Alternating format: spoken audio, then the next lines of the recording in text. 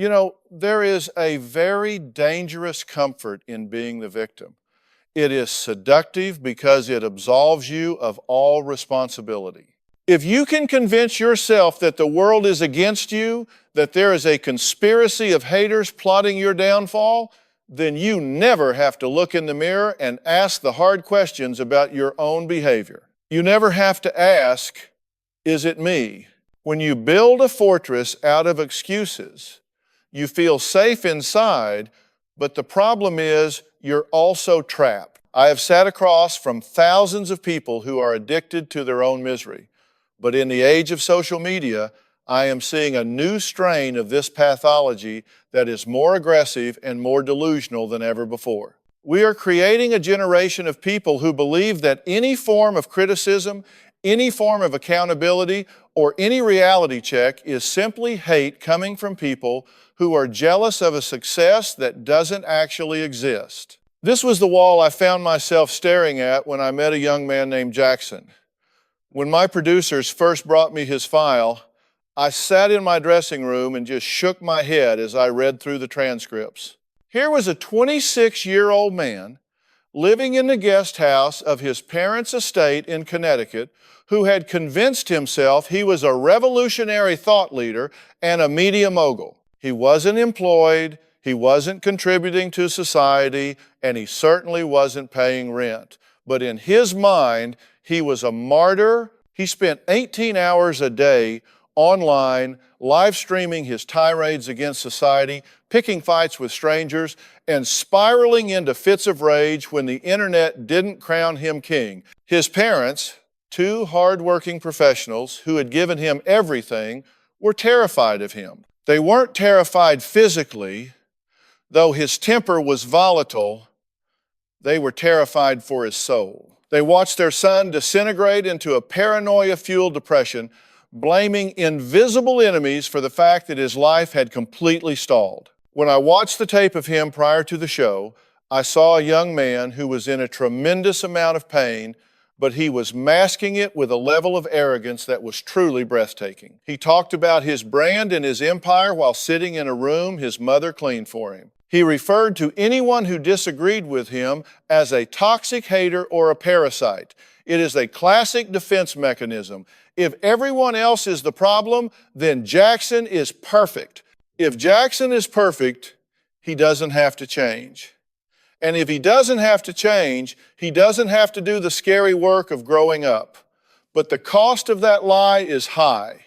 The cost is his relationship with his family, his future, and his sanity. I knew that walking onto that stage, I wasn't just going to be fighting a spoiled brat. I was going to be fighting a fully constructed, alternate reality that he had been reinforcing every single day for the last 5 years. The energy in the studio changed the moment Jaxson walked out. Usually when guests come onto my stage, there is a sense of apprehension. They know they are there because things have gone wrong. Jaxson walked out like he was headlining a stadium tour. He was wearing sunglasses indoors, a leather jacket that cost more than most people's cars, paid for by his father, of course, and he had this smirk plastered on his face that screamed defiance. He didn't look at the audience, he looked through them. He sat down, leaned back, spread his legs, and crossed his arms. It was a power pose, or at least what he thought a power pose looked like. To me, it looked like a terrified child putting on a Halloween costume of a tough guy. I didn't say anything for a moment. I just looked at him. I wanted to see if he could hold that pose in the silence. He couldn't. He started fidgeting, adjusting his glasses, tapping his foot. The cracks were already showing. I started by asking him simply, "Who are you?" It wasn't a trick question. I wanted to hear his narrative. He immediately launched into a rehearsed speech about being a truth teller and a disruptor. He told me that he was the voice of a generation that was being silenced by the mainstream. He spoke in buzzwords, rapid fire, aggressive, trying to dominate the conversation before it even began. He told me that the reason he wasn't a millionaire yet was because of a coordinated effort by haters and bots to suppress his content. He truly believed that there were thousands of people waking up every morning with the sole purpose of ruining his day. I let him talk. I let him spin this web because I needed him to hear how ridiculous it sounded when spoken aloud in a quiet room away from the echo chamber of his online followers. As he spoke, I watched his parents in the front row. His mother, Linda, was clutching a tissue, tears already streaming down her face. His father, Robert, looked defeated, his shoulders slumped, his jaw tight.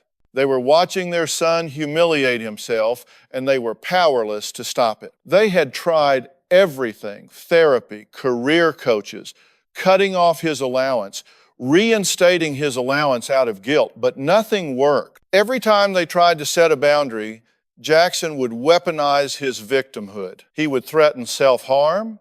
He would scream that they didn't support him. He would accuse them of being part of the system, trying to crush his spirit. They were hostages in their own home. I turned the conversation to his daily reality. I asked him specifically what he did from the moment he woke up to the moment he went to sleep. He described a day that consisted entirely of looking at screens. He monitored his analytics, he replied to comments, he made videos responding to the comments, and then he stewed in anger over the engagement numbers. I asked him, "Jaxson, when was the last time you left the property to do something that didn't involve a camera?" He scoffed. He told me I didn't understand the digital economy. He said, "Dr. Phil, you're old media. You don't get it. My office is the world." I looked him dead in the eye and said, "Son, your office is your parents' guest house, and your world is shrinking every single day." The audience gasped a little, but Jaxson just laughed. It was a nervous, hollow laugh. He told me that I was just another hater, that I was jealous of his potential. That word struck me: potential. Potential is a heavy burden to carry when you aren't doing anything with it. Jaxson was drowning in potential, but he was starving for achievement. He had equated attention with achievement. He thought that because people were looking at him, even if they were looking at him to mock him, he was succeeding. He was addicted to the cortisol spike of conflict. He needed the haters because without them, he would have to face the silence of his own life. Without an enemy to fight, he would have to fight for himself, and he didn't know how to do that. I needed to peel back the layers of this backstory to understand when the shift happened. People aren't born this way.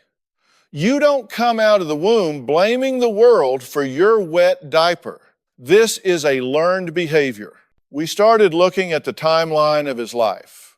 Before the internet obsession, Jaxson had been a promising student. He was an athlete in high school. But then an injury sidelined him during his senior year. It was a genuine trauma. He lost his identity as a star athlete overnight. That was the seed. Instead of grieving that loss and pivoting, he felt robbed. He felt that the universe owed him something because he had been treated unfairly. That sense of entitlement, that feeling that I was supposed to be special, and it was taken from me, festered. When he went to college, he dropped out after one semester because the professors didn't get his vision. Then he started 3 different businesses, all funded by his father, and all of them failed. But instead of saying, "I made bad business decisions," or "I didn't work hard enough," the narrative became, "The market is rigged," or "My partners betrayed me." Pattern recognition is key in psychology. If you wake up in the morning and run into a jerk, you ran into a jerk. If you wake up in the morning and everyone you meet all day long is a jerk, then you're the jerk. Jaxson had a pattern of failure followed immediately by external blame. He had insulated himself from the very feedback mechanism that helps human beings learn. Pain is a teacher, failure is data. But Jaxson was deleting the data and blocking the teacher. I looked over at Robert and Linda, and I could see the fatigue etched into every line of their faces. You have to understand, these are parents who love their son.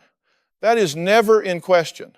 But love, when it is misguided, can become a lethal weapon. They had created a friction-free environment for Jaxson, and in doing so, they had robbed him of the very traction he needed to move forward. I turned my chair toward them because before I could deal with the delusion sitting in the leather jacket, I had to deal with the bankroll that was funding it. I asked Robert, "How much are you spending to keep this empire of his afloat?"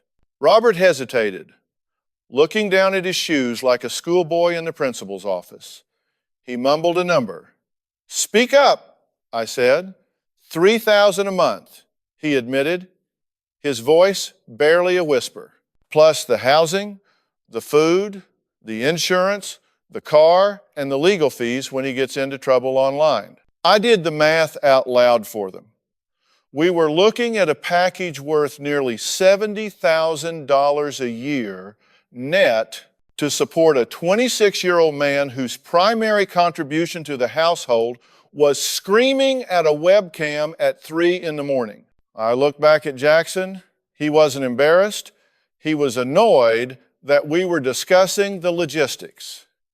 To him, the money was just energy, a resource he was entitled to because he was building something. He piped up, interrupting his father. "It's an investment, Dr. Phil. Look at the startups in Silicon Valley. They burn cash for years before they turn a profit. My dad is an angel investor. He just doesn't have the vision to see the ROI yet." "ROI?" I asked him, leaning in. "Return on investment? Son, the only return your parents are getting is high blood pressure and a broken heart. You aren't running a startup. You're running a shutdown. You have shut down your life, shut down your relationships, and shut down reality." This is where the escalation really began to show itself. It wasn't just that he was lazy, it was that he was aggressive about his right to be lazy. The dynamic in the house had shifted from parents supporting a struggling child to a dictator ruling over his subjects. Linda spoke up then, her voice trembling. She described the nights when the Wi-Fi would go down. In most homes, a Wi-Fi outage is an annoyance. In their home, it was a crisis-level event. She told me about a night 2 weeks prior when a storm knocked out the cable. Jaxson had come storming into the main house, kicking the door open, screaming that they had sabotaged his live stream during a critical moment. He accused his mother of doing it on purpose to humiliate him. He threw a vase against the wall, a vase that had belonged to his grandmother, and shattered it. "He told me I was jealous of his fame," Linda sobbed. "He said I was trying to silence him because I was a nobody and he was a star. Doctor, Phil, I was just making tea. I didn't even know the internet was out." I watched Jaxson while she told this story. He was rolling his eyes. He actually muttered, "That vase was ugly anyway." That right there is the toxicity I'm talking about. It's a total lack of empathy. He was so consumed by his own narrative of persecution that his mother's fear didn't register as real to him. To him, her crying was just another manipulation, another way the world was trying to make him look like the bad guy. I asked him, "Jaxson, do you hear your mother? She is afraid of you. She walks on eggshells in her own kitchen." Is that the empire you're building? A kingdom where the queen is terrified of the prince? He crossed his legs and adjusted his sunglasses again. "She's being dramatic for the cameras," he said dismissively. "She knows how to play the victim. It's where I get it from, honestly. But the difference is, I'm fighting real battles. I have people doxing me, Dr. Phil. I have people sending me death threats because I speak the truth. When the internet is my lifeline to my community and it gets cut, yeah, I get upset. It's my livelihood." "It is not your livelihood," I shot back, my voice rising for the first time. "It is your hobby. And it is a destructive hobby at that. You have zero income. You have zero prospects. You are playing make-believe, and you are destroying this family to do it. I needed him to understand that the stakes had changed. We weren't just talking about a failure to launch anymore. We were talking about domestic abuse. Emotional and verbal abuse is still abuse. Intimidation is abuse. Destroying property is violence. I turned back to the parents. Why didn't you call the police that night? I asked. Robert looked at Linda, then back at me. We didn't want him to have a record, he said. We thought if he gets a record, he'll never get a job. We wanted to protect his future. You are protecting a future that doesn't exist, I told them bluntly. And in the process, you are destroying his present. You are teaching him that he can terrorize you, break your things, scream in your face, and the result is breakfast is served the next morning. This is the cycle of escalation. The child pushes the boundary, the parents retreat to keep the peace, the child learns the boundary is movable, the child pushes harder. The parents retreat further. Eventually, the parents are backed into a corner with nowhere left to go, and the child is standing in the middle of the room, raging, believing he is untouchable. Jackson's haters narrative was the fuel for this fire. Every time his parents tried to discipline him, he simply categorized them as haters. It's a brilliant, twisted psychological defense. If your dad tells you to get a job, he's just a hater who doesn't understand the gig economy.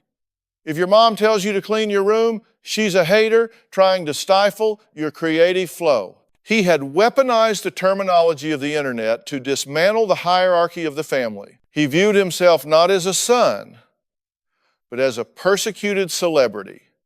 And his parents were just the paparazzi trying to ruin his image. I pulled up a graphic on the big screen. It was a screenshot of one of his recent posts.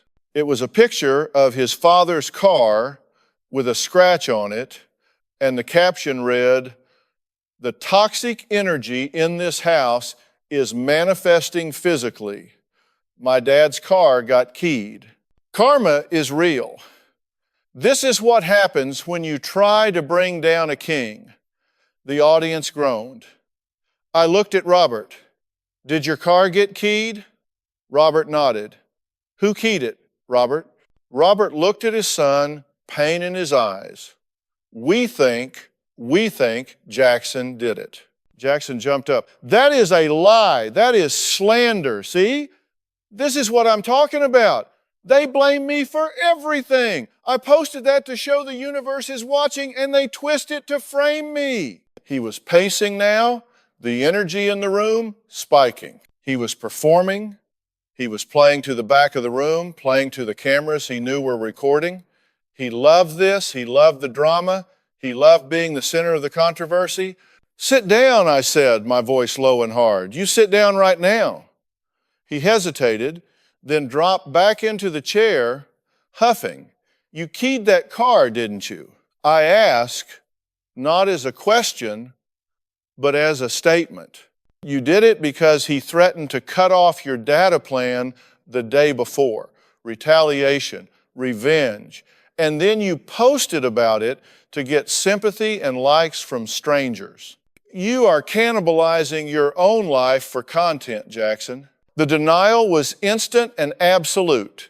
He launched into a conspiracy theory about the neighbors, about the stalkers he claimed followed him. He was completely detached from the reality of his actions. He believed his own lies so thoroughly that I suspect he could pass a polygraph test. That is what we call a fixed delusion. But underneath that delusion, I saw the terror. I saw the 26-year-old boy who knew deep down that he was a fraud. He knew he couldn't survive one day in the real world without Robert's credit card. The louder he screamed, the more I heard his fear. I looked at the parents and saw they were nearing their breaking point. Linda had confessed to my producers backstage that she had started taking anti-anxiety medication just to handle the weekends when Robert was home Because the conflict between father and son was so intense, she feared one of them would have a heart attack. Robert had admitted he sometimes stayed late at the office just to avoid going home to the war zone. This family was disintegrating. The escalation phase was over. We were in the crisis phase. If nothing changed today, this young man was going to end up in jail or the hospital, and his parents were going to be left picking up the pieces of a shattered life. I knew I had to break through his defense mechanisms, but hitting a brick wall with a hammer doesn't always work. Sometimes you have to dismantle the wall brick by brick. I needed to show him that his haters weren't the problem. I needed him to see that the only person actively sabotaging Jaxson was Jaxson. But to do that, I had to take away his audience.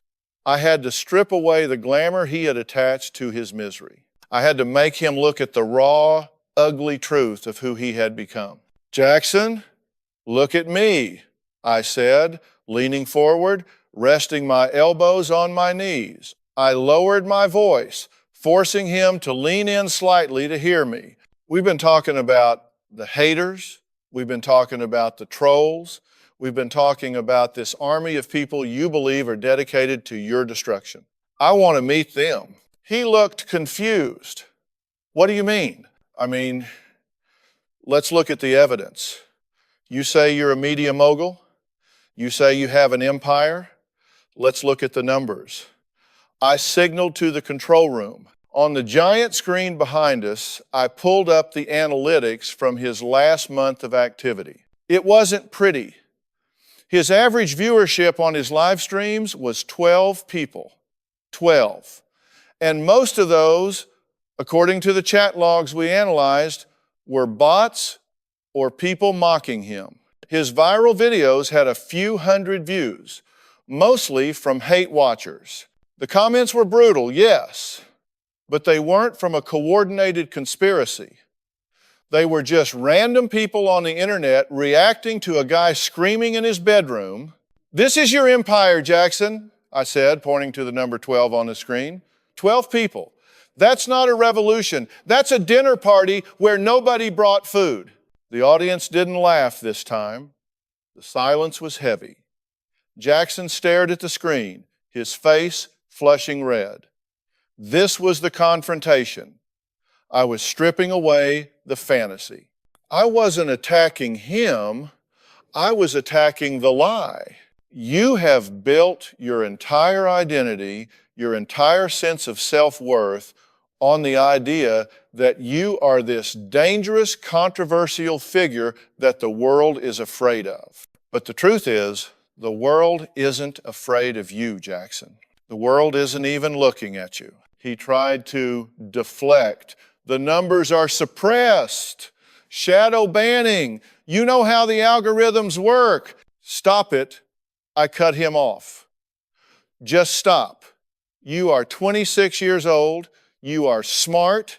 You are articulate. And you are wasting your life chasing ghosts.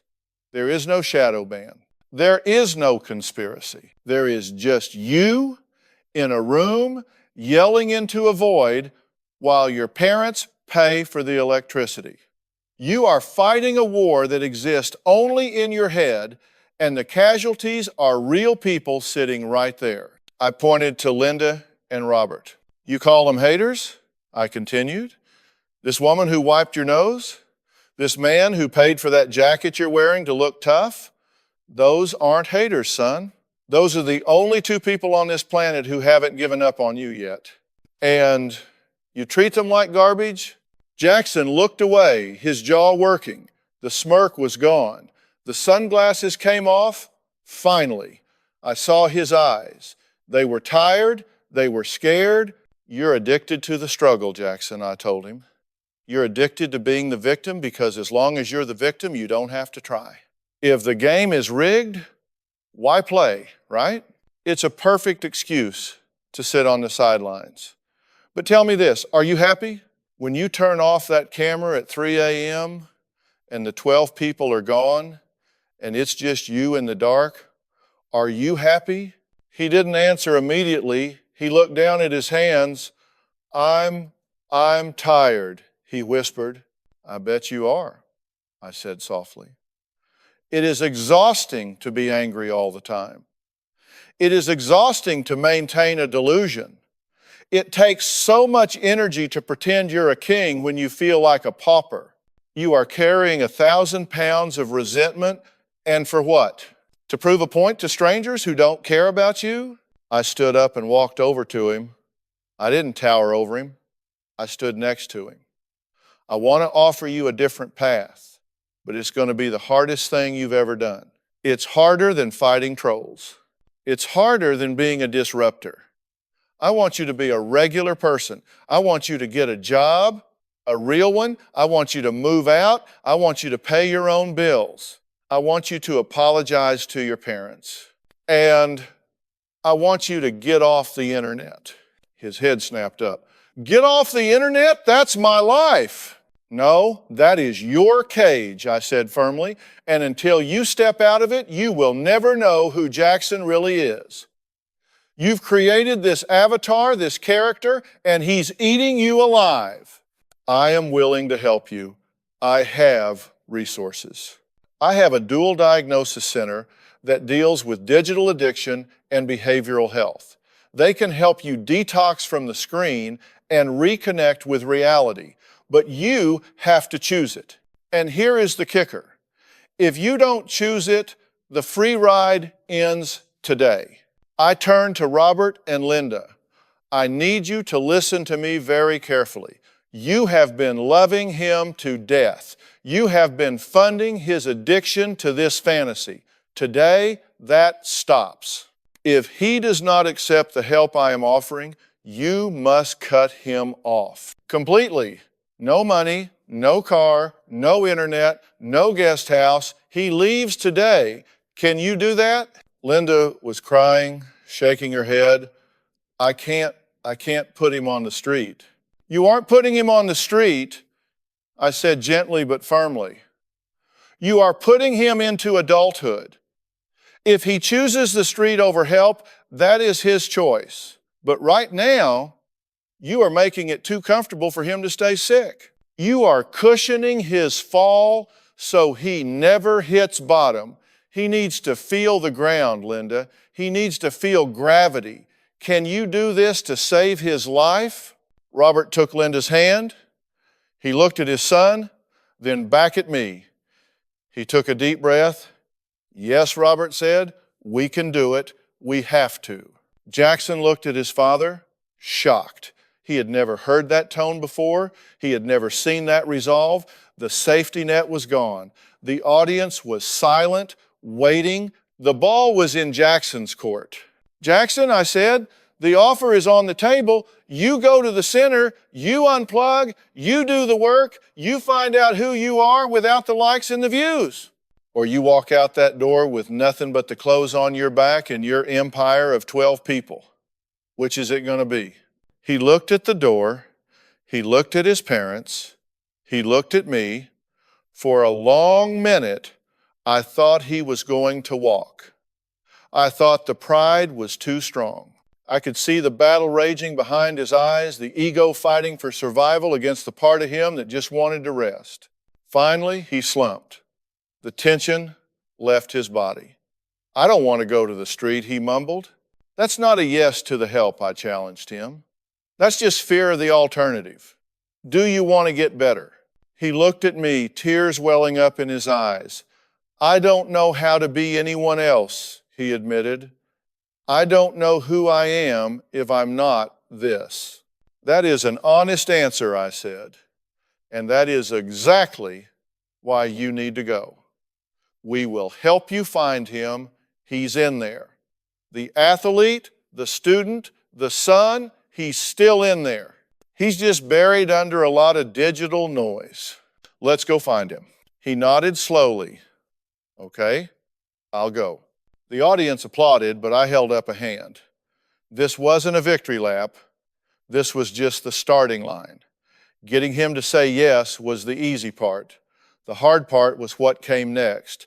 The detox, the therapy, the realization that the world doesn't owe you anything. We sent Jaxson to a premier facility in Utah that specializes in technology addiction and personality disorders. The program was rigorous. No phones, no computers, lots of physical labor, group therapy, and equine therapy. He had to learn to communicate with living, breathing beings again. He had to learn that horses don't care about your follower count, they care about your energy and your authenticity. For the first 2 weeks, it was hell. I got reports from the clinical director. Jaxson was defiant. He tried to manipulate the staff. He tried to smuggle in a smartphone. He called his parents traitors during their first family session. It was exactly what we expected. The hater narrative was his security blanket, and we had ripped it away. He was naked and cold emotionally. But then, around week 4, something shifted. He was assigned to care for a horse that had been abused. A skittish, angry creature that didn't trust anyone. Jaxson was frustrated. He couldn't charm the horse. He couldn't bully the horse. He had to earn the horse's trust. He had to be patient. He had to be quiet. For a guy who had spent 5 years screaming, being quiet was revolutionary. One afternoon, the director sent me a video. It was grainy, taken from a distance. It showed Jaxson standing in the corral, his hand resting on the horse's flank. His head was bowed. He wasn't performing. He wasn't posing. He was just being. He was connecting with something outside of himself, something that couldn't give him a like or a share. It was a breakthrough. But breakthroughs are fragile things. They are like green shoots pushing up through concrete full of promise, but easily crushed. I monitored his progress closely over the next 90 days. We didn't rush him back to the studio. In fact, I made the decision not to have him back on the show for a follow-up immediately. Why? Because putting him back in front of a camera, back in front of an audience, was like handing a recovering alcoholic a drink. The last thing Jaxson needed was the dopamine hit of fame, even the redemption arc kind of fame. He needed obscurity. He needed the quiet dignity of doing work that no one saw. We worked with his parents to hold the line. This was crucial. Robert and Linda had to undergo their own transformation. They had to learn how to be parents to an adult, not caretakers to a perpetual child. They attended weekly coaching sessions where they learned to say no without guilt. They learned that their money was not a substitute for love, and that by withholding financial support for his delusions, they were actually offering the highest form of love, accountability. There were moments of weakness.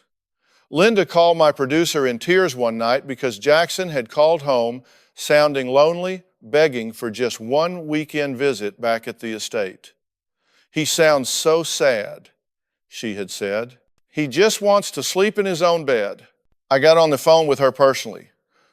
"Linda," I said, "that sadness is real, but it is necessary. It is the sadness of growing pains. If you bring him home now to that guest house, to that Wi-Fi connection, you are resetting the clock to 0. Do you want the son who keys cars and screams at you, or do you want the man he is becoming?" She stayed strong. She told him no.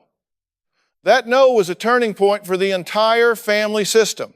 It signaled that the old game was over. The rules had changed permanently. 6 months later, Jaxson completed his primary treatment. But instead of moving back to Connecticut, we arranged for him to move into a transitional living facility in Arizona. He needed distance. He needed to be geographically separated from the environment that had made him sick. He got a job, not as a CEO, not as an influencer, but as a barista at a coffee shop. Minimum wage plus tips. He had to wear an apron. He had to serve people. He had to deal with rude customers who didn't care about his brand. And you know what? He hated it at first. He called it demeaning. He complained that he was above this. But he did it. He did it because he had no other choice. He had to pay his rent at the sober living house, and slowly, day by day, the work started to change him. There is a humility that comes from service. When you are pouring coffee for a stranger, you are not the center of the universe. You are just a part of the machinery of someone else's morning. That shift in perspective from I am the main character to I am a member of a community is profound. I flew out to Arizona to meet him for coffee about 8 months into his journey. I didn't bring a camera crew. I just walked into the shop. He was behind the counter steaming milk. He looked different. He had gained a little weight, healthy weight. The dark circles under his eyes were gone. He wasn't wearing sunglasses. He saw me, and for a split second, I saw the old panic flash in his eyes, the instinct to perform, to defend, but then he just smiled. A genuine, slightly embarrassed smile. "Dr. Phil," he said, wiping his hands on a towel, "what are you doing here?" "I wanted a cappuccino," I said, "and I wanted to see if you could make one without blaming the machine for being a hater." He laughed. It was a real laugh deep in his chest. "Touché," he said. "The machine is actually pretty temperamental, but I've learned its quirks." We sat down at a small table in the corner. I asked him how he was doing. Not the script, but the truth. "It's hard," he admitted. "Some days I wake up and I just want to log on. I want to check my old accounts. I want to see if people are talking about me. It's like an itch in my brain. I feel invisible sometimes, and for a long time, invisible felt like death to me." "And now?" I asked. "Now, invisible feels kind of peaceful," he said. "Looking out the window at the busy street, I realized that when I was famous in my own head, I was miserable. I was angry every second of the day. Now, I'm just a guy who makes coffee. Nobody hates me. Nobody is plotting against me. If I mess up a drink, they get mad, I remake it, and it's over. There's no conspiracy. It's just life." He told me about his relationship with his parents. They talked once a week on the phone. The conversations were short but civil. They were rebuilding trust, brick by brick. He hadn't asked for money in 4 months. He was driving a used Honda that he bought with his own savings. It wasn't the luxury car he used to demand, but it was his. He owned it. "I think I was trying to fill a hole," Jaxson said, tracing the rim of his cup. "I felt like I failed when I got hurt in high school. I felt like I wasn't special anymore. So I created a world where I was special, even if it was for negative reasons. Being the villain was better than being nobody." That is a powerful insight, Jaxson, I told him. The ego would rather be hated than ignored. But the spirit just wants to be connected. And you can't connect with people when you're looking down on them or screaming at them. "I know," he said. "I missed out on a lot of years. I look at guys my age and they have careers, families. I'm starting over at 27. I feel behind." "You are not behind," I reassured him. "You are exactly where you need to be. You took a detour, a long, painful detour through a hall of mirrors, but you're out now.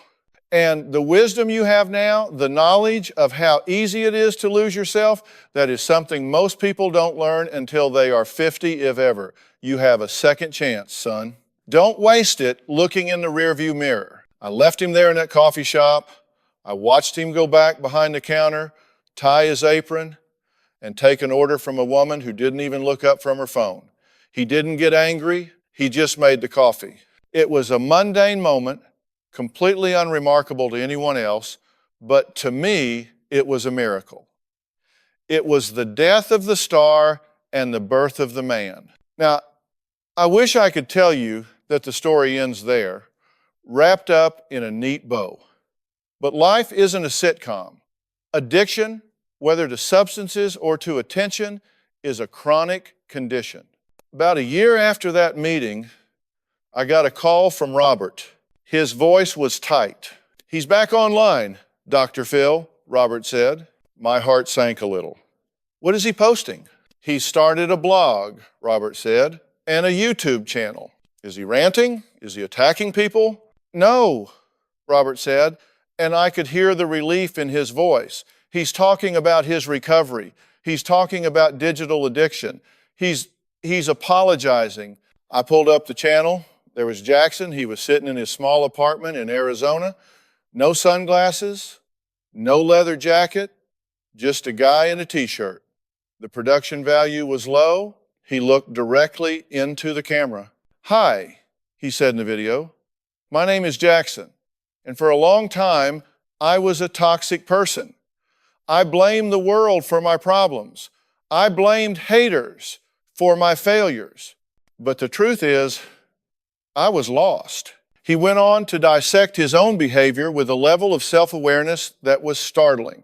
He analyzed his old videos, not to glorify them, but to deconstruct the psychology behind them. He talked about the dopamine loop of social media. He talked about the danger of echo chambers. He was using his experience not to gain fame, but to offer a map to others who were lost in the same wilderness. The view count wasn't in the millions. It was in the thousands. But the comments were different. There were no trolls. There were people saying, "I feel like this too. Thank you for saying this. I needed to hear this." Jaxson had found his voice, but this time he wasn't using it to shout at the world. He was using it to speak to it. He had taken his central problem, his need for validation, and transmuted it into a tool for connection. He wasn't cured of his desire to be seen. Few of us are, but he had learned to manage it. He had learned that being seen is useless if you don't have something of value to show. This is the messy, beautiful reality of human growth. It is rarely a straight line from point A to point B. It is a spiral. You circle back to the same places, but hopefully you arrive there with a little more altitude, a little more perspective. Jaxson returned to the internet, yes, but he returned as a different man. He returned as a survivor of his own ego. I invited him back on the show 2 years after our first meeting. The contrast was stark. When he walked out, he didn't strut. He walked with a quiet confidence. He shook my hand firmly. He looked at the audience and smiled, really smiled. Linda and Robert were in the front row again, but this time there were no tears of despair. Robert looked 10 years younger. Linda was beaming. We played a clip of his first appearance, the sunglasses, the sprawling posture, the hater rhetoric. Jaxson watched it, wincing visibly. He covered his face with his hand at one point. When the clip ended, he looked at me and said, "It's hard to watch. It feels like looking at a stranger, but I know it's me. I know exactly how scared that guy was." "What would you tell that guy if you could talk to him now?" I asked. He thought for a moment. "I would tell him that he doesn't have to scream to be heard," Jaxson said. "I would tell him that the world isn't against him, it's just waiting for him to join it, and I would tell him to hug his mom." He turned to his parents then, right there on stage. I know I've said it in private. He said, his voice thick with emotion, "But I want to say it here, where I disrespected you before. I am sorry. I am so sorry for the years I stole from you. Thank you for not giving up on me, even when you should have. Thank you for the tough love. It saved my life. There wasn't a dry eye in the house. And frankly, I was choked up too." We see a lot of tragedy in this line of work. We see people who refuse to change, who spiral down until they hit the ground and stay there. To see a young man pull out of that dive, to see a family heal, is the greatest reward there is. But let's be clear.